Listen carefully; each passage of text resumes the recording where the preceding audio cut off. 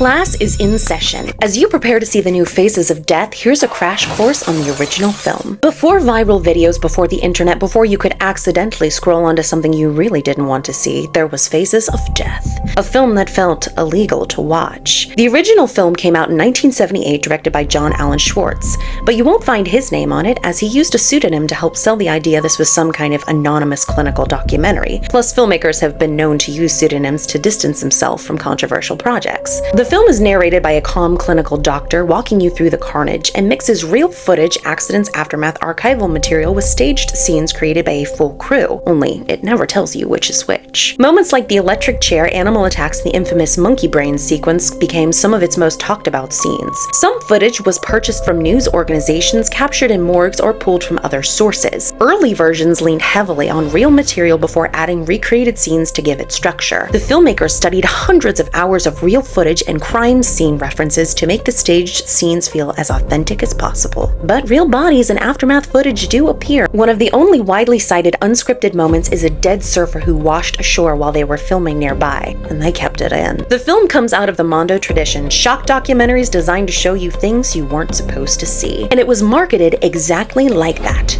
Banned in 46 countries, which was more marketing than truth. But it worked. The film spread through VHS, rental stores, and word of mouth, becoming less of a movie and more like an urban legend you could press play on. In the UK, it became part of the infamous video nasty panic and faced censorship worldwide. It supposedly had a budget of around $450,000 with estimates of over $35 million in revenue. A number of direct-to-video sequels followed, along with Faces of Death Fact or Fiction, which pulled back the curtain on how parts of the series were made. But back then, you had to go looking for this kind of imagery. Today, Faces of Death is basically in the palm of our hands. The filmmakers behind the 2026 version have said this isn't about recreating the original shock. It's too late for that. It's about our relationship to it now. You don't have to go far to find real images of violence. They circulate, get shared, and sometimes get even monetized. So go into the new Faces of Death knowing this.